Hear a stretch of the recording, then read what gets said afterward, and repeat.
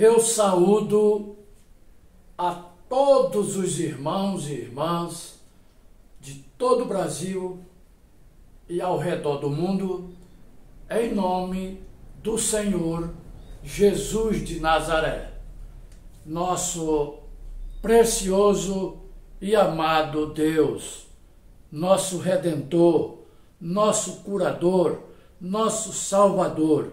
A Ele toda a glória, a Ele todo o louvor, pois Ele é digno de toda a honra e de toda a glória. Meus amados irmãos, sou o pastor Josemar de Lima, aqui da cidade de João Pessoa, capital da Paraíba, Brasil.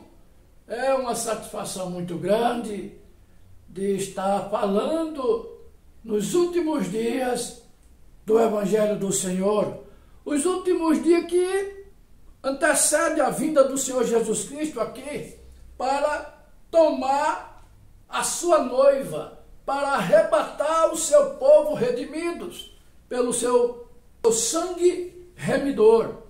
É pela graça e pela misericórdia. Quero mandar meu abraço aqui para o irmão Jorge. O irmão Jorge mora aí na cidade de Pontal, no estado de São Paulo. O irmão Jorge é um guerreiro, é um batalhador, é um evangelista de mão cheia. Graças a Deus pela vida do irmão Jorge. Também mando meu abraço aqui para o irmão Diolindo Rosa, aí da cidade de Pelotas, no Rio Grande do Sul, que ele mora aí na Vila Princesa. É o gordinho de Jesus. Vamos aí, meu irmão Diolindo, vamos apertar o play aí na cidade. Apertar o play da palavra, apertar o play da vitória, apertar o play do amor de Deus, apertar o play da obediência na palavra, apertar o play em crer na mensagem do mensageiro de Deus, o irmão William Branham. Vamos aí, estamos unidos, estamos juntos nesta mesma peleja. Que Deus os abençoe. Mando meu abraço aqui para a irmã Leninha. A irmã Leninha mora na cidade de Brumadinho, aí na Grande Belo Horizonte. É uma irmã preciosa. A irmã Maria Francisca, aí de Buritis, no Piauí. Ela mora numa comunidade aí, que tem uns irmãos aí da mensagem, os irmãos batalhadores, os irmãos que estão aí na luta. Aguarda que eu estou indo aí com o irmão Jorge, viu? Eu já pedi para o irmão Jorge se preparar, que esse ano a gente aparece por aí. Pela graça de Deus. Vamos esperar no Senhor. Amém? O importante é a gente ficar firme com a palavra. Não importa que segmento religioso você possa estar. Mas o importante é amarmos uns aos outros. Esse é o maior mandamento do Senhor. Amém? Vamos ler aqui a palavra de Deus. Está escrito. Está aqui neste quadro. O que está aqui na Bíblia já está aqui, exposto aqui nessa imagem aqui. Mas vamos ler a palavra de Deus. Em 1 Samuel, capítulo 15, versículo 22. Mas vamos ler o versículo 21 para a gente contextualizar isso aqui. Mas o povo tomou do despojo ovelhas e vacas, o melhor do interdito, para oferecer ao Senhor teu Deus em Gilgal. Porém Samuel disse: tem porventura o Senhor tanto prazer em holocaustos e sacrifícios, como em que se obedeça a palavra do Senhor? Eis que o obedecer é melhor do que o sacrificar, e o atender melhor é do que a gordura de carneiro. Era essa palavra de Deus aqui para esse pessoal. Aqui Deus manda Samuel repreender a Saul. Houve uma repreensão, né? A Saul, o rei, e o povo estava sacrificando. Mas sacrificar sem obedecer, do que vale? Não adianta nada. O problema hoje é que as pessoas, elas querem Deus, elas querem salvação, elas querem vida eterna, elas querem arrebatamento, porém não querem obedecer a palavra.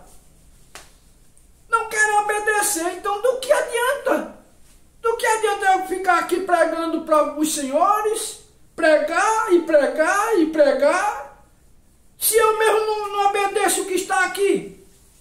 Do que é que vai adiantar na minha vida? Eu vou perder a salvação. Porque sem obediência com Deus, não há salvação. Não se iluda não, meu irmão. Não se iluda não, minha irmã. Não adianta, você pode estar numa igreja há 300 anos. Não adianta. Se você não obedece aqui a palavra soberana de Deus, você, eu, qualquer um, o papa, o padre, o pastor, o bispo, se não obedecer os mandamentos de Deus, a gente está só enxugando gelo. Nós estamos nadando e morrendo na praia. Não adianta. Existe muita filosofia no meio evangélico, existe muita teologia, existe muita conversa, existe muitos sabidos, e existe muitos eruditos, mas cadê a obediência? Não é o tanto quanto eu conheça da palavra, não é o tanto quanto eu conheça da mensagem profética do mensageiro dos últimos dias, o 7º anjo de Apocalipse, capítulo 17. Não importa o tanto que eu conheça da mensagem. Não vai adiantar de nada se eu não obedecer aquilo que está na mensagem. Aquilo que foi deixado por Deus através do seu mensageiro. Então precisa obedecer. Nós estamos aqui, Gênesis capítulo 22, versículo 18. Eu quero falar a respeito de obediência. Então, Gênesis capítulo 22, versículo 18, está escrito assim: e em tua semente serão benditas todas as nações. Deus falando para Abraão. Deus falando para Abraão, depois que Abraão obedeceu a palavra de Deus, quando foi sacrificar o seu filho Isaque. Ele obedeceu o mandamento de Deus. Era uma coisa muito forte? Era. Era uma coisa muito dura? Era. Foi um pedido muito perverso de Deus? Será que foi perverso? Será que Deus foi perverso em pedir a Abraão que sacrificasse seu único filho, o chamado filho da promessa? Como é que Deus deu uma promessa para Abraão? Deu um filho e quando o menino já está grandinho, já está na sua fase de adolescência, aí Deus manda que Abraão vá sacrificar o filho? Hein? Mas Deus estava provando ali a obediência de Abraão. E na obediência gerou-se o quê? A fé. O que é que diz a palavra de Deus? A fé vem por ouvir e ouvir a palavra de Deus. Então, quando você obedece essa palavra, então você adquire fé para explodir o inferno. É isso que a palavra traz de promessa para cada um de nós. Não adianta estar com um manto de religiosidade. Não adianta viver uma vida de fingimento. Não adianta eu viver uma vida só de religioso. Ah, eu sou religioso. Isso não me deixa, isso não me leva para o céu. Isso não me põe lá na vida eterna. Mas é preciso que obedeça a palavra. É preciso que se arrependemos dos nossos pecados. Vamos nos converter a cada dia. Que Deus abençoe a sua palavra. Olha aqui, E em tua semente serão benditas todas as nações da terra, porquanto obedeceste a minha voz, a minha palavra. Então Abraão tomou os seus moços e levantaram-se e foram juntos para Betseba, e Abraão habitou em Betseba. Você entendeu? Obedecer é a bússola. Vamos ler aqui. Eu quero fundamentar isso aqui, irmão, para não ficar em minhas palavras. A obediência. Vamos ler aqui Mateus capítulo 7. Mateus capítulo 7, versículo 24. Está assim escrito: todo aquele, pois, que escuta estas minhas palavras e as pratica, assemelha-o-ei ao homem prudente, que edificou a sua casa sobre a rocha. O que é isso? Edificada na obediência da palavra. Você obedeceu ao Senhor, no inferno, o inferno, o capeta do inferno, todos os seus diabos, todos os seus satanás, seus demônios do inferno, podem te atingir, porque você está na obediência da palavra de Deus. Você está ali no parâmetro, no círculo da obediência de Deus. Então jamais, nem a morte pode te alcançar. Você pode até cair com esse corpo velho podre, que isso aqui vai tombar, tá vendo aqui, ó?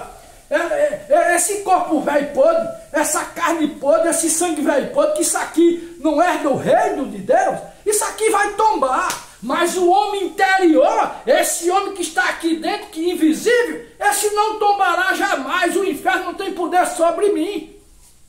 Mas quando isso acontece? Quando você está na obediência da palavra de Deus. Não se iluda, meu irmão. Não se iluda, minha irmã. É chegado o tempo que Deus está fazendo a sua colheita. Deus está juntando o seu pequeno rebanho. Deus está juntando aqueles que amam a sua palavra. Entendeu? Vamos ler também aqui, olha, Mateus capítulo 22, versículo 36. Mestre, qual é o grande mandamento na lei? E Jesus disse-lhe: amará o Senhor teu Deus de todo o teu coração, e de toda a tua alma, e de todo o teu pensamento. Este é o primeiro grande mandamento. E o segundo, semelhante a este, é: amarás o teu próximo como a ti mesmo. Destes dois mandamentos depende toda a lei e os profetas. Obedecer o mandamento de Deus é a chave maior para a salvação. João capítulo 6, versículo 38 e 39. Porque eu desci do céu, não para fazer a minha vontade, mas a vontade daquele que me enviou.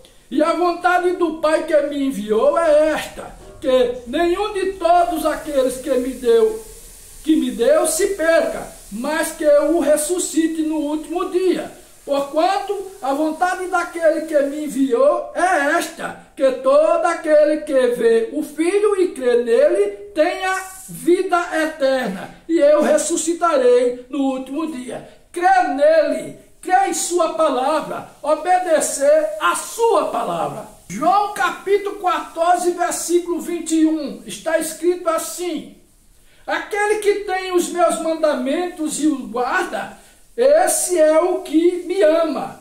E aquele que me ama será amado de meu Pai, e eu o amarei, e me manifestarei a ele.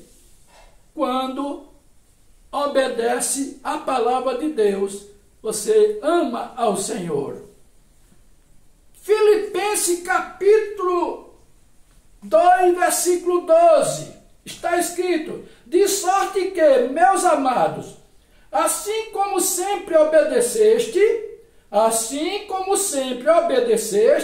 não só na minha presença, mas muito mais agora na minha ausência, assim também operai a vossa salvação com temor e tremor.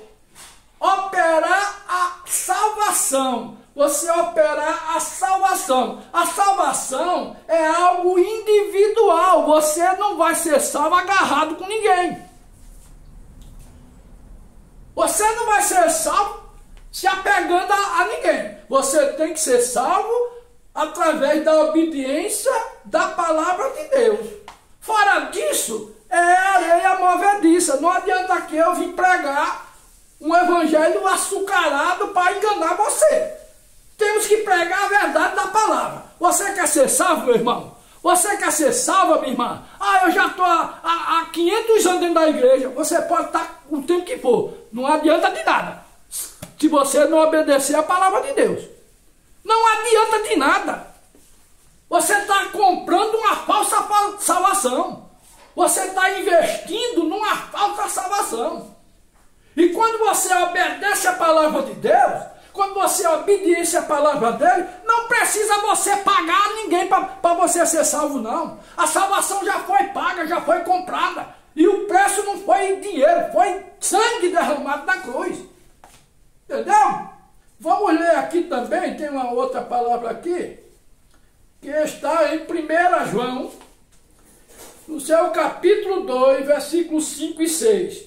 Mas qualquer que guarda a sua palavra, o amor de Deus está nele, verdadeiramente aperfeiçoado. Nisto conhecemos que estamos nele, quando se obedece a sua palavra.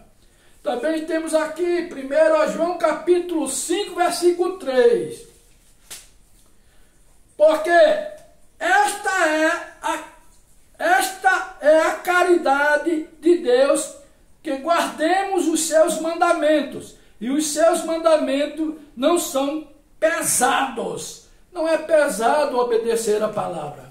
Obedecer a palavra está também em obedecer a palavra de Deus através do seu mensageiro, através do seu profeta enviado para a terra, para os últimos tempos, para os últimos dias. Deus prometeu lá em Malaquias capítulo 4, lá no seu versículo 5 e 6, eis que eu vos envio o profeta Elias, antes que venha o grande e terrível dia do Senhor. Aqui está ele. Aqui está ele. Deus enviou este homem aqui, com a unção da coluna de fogo sobre a sua cabeça. Esse é o Elias para nós. William Marion Branham. Esse é o profeta da última era. Porém, se você não obedecer a palavra de Deus, o que é um profeta? Um profeta é a boca de Deus na terra. Um profeta é o embaixador de Deus ali. Quando Deus mandou Elias, o tesbita, ir levar a mensagem lá para Acabe, aquela palavra de Elias, ali era Deus falando para o povo de Israel, através da boca de Elias. O irmão Branham sempre dizia assim: não sou eu, é ele que faz, é ele que cura, é ele que liberta, é ele que salva.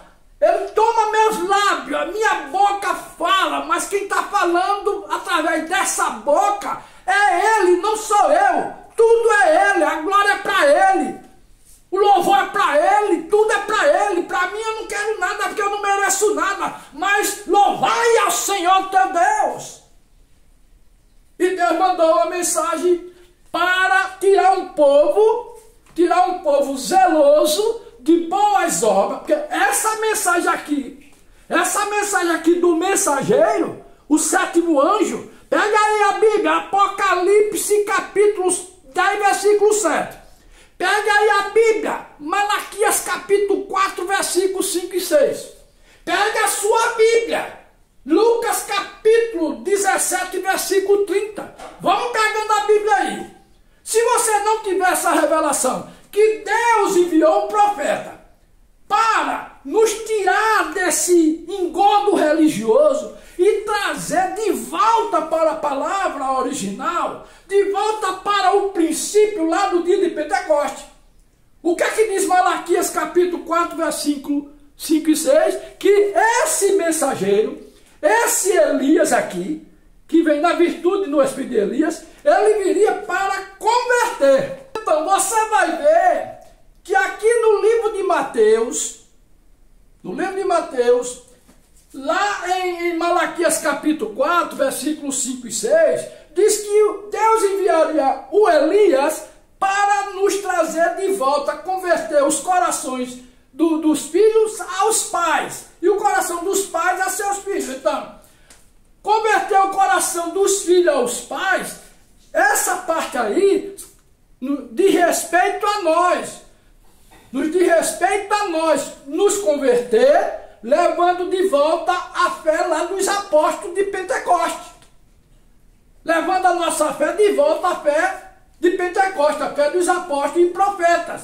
Isso é essa conversão desse Elias que viria agora no final da era. O Elias de Malaquias capítulo 3 é João Batista. O Elias de Malaquias capítulo 4 não é mais João Batista, e sim é o irmão William Branham. Veja, o Elias de Malaquias capítulo 3 se refere a João Batista, mas o Elias de Malaquias capítulo 4 se refere a William Branham.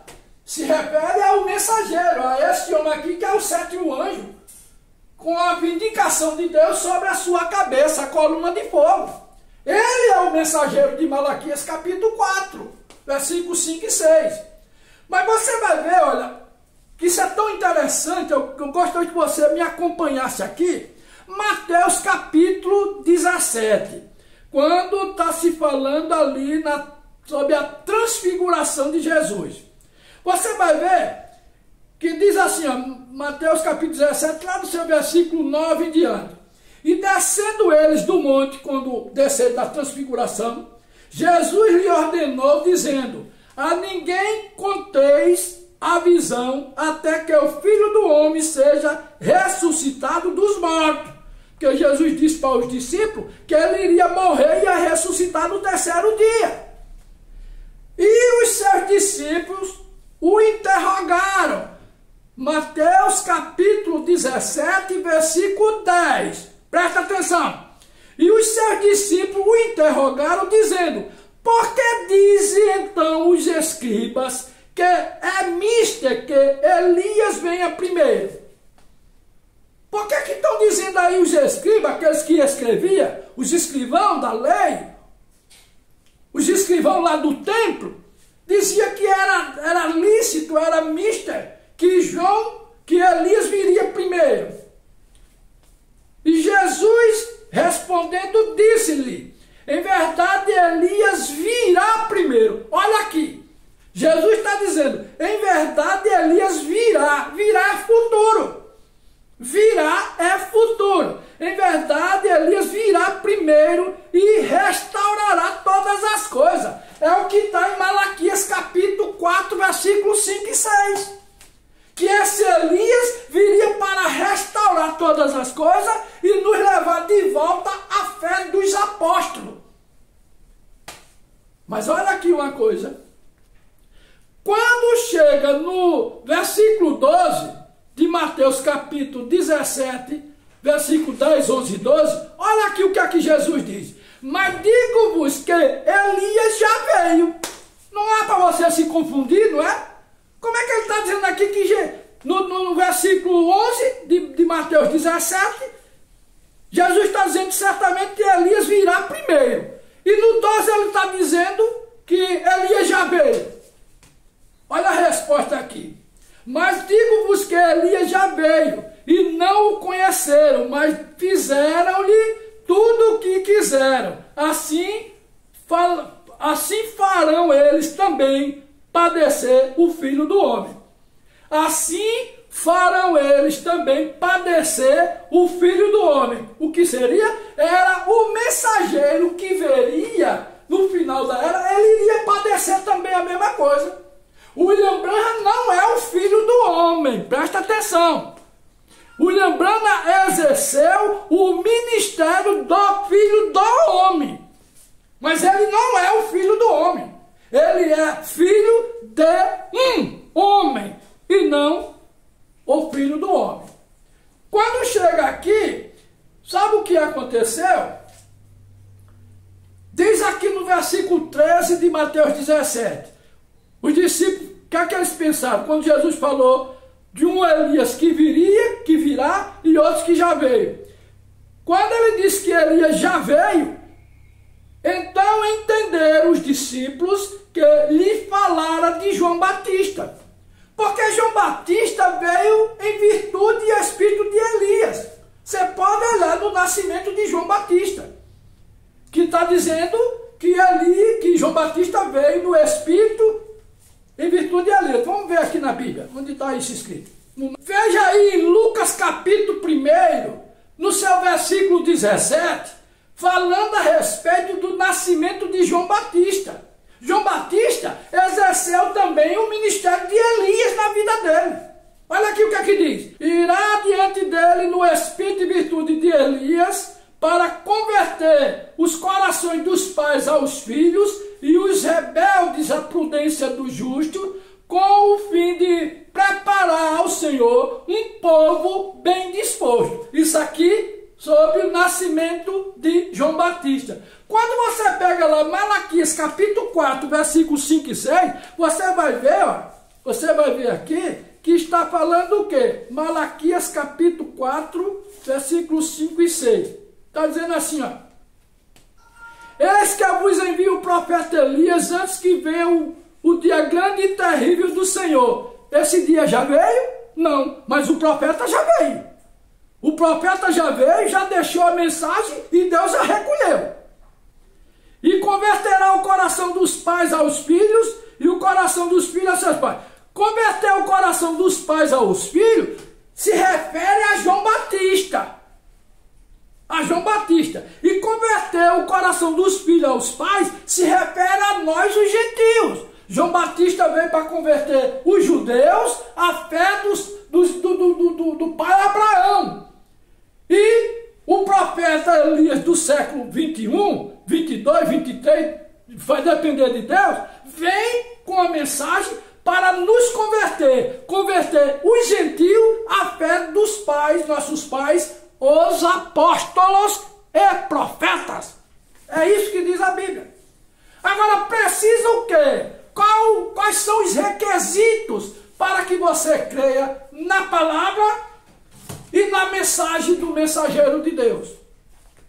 Porque aqui está a palavra de Deus, que Deus disse que aqui teria muitos segredos que só seriam revelados no final da era. E aqui está a revelação do que está aqui escrito.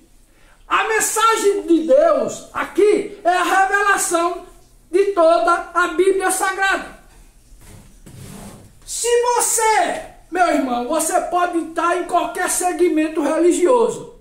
Se você não crê no mensageiro de Deus, porque o anjo do Senhor disse ao irmão Brano assim: se você fizer com que as pessoas creiam em você, creia nessa mensagem, você precisa fazer. E se você não crê, você pode estar em qualquer igreja no mundo.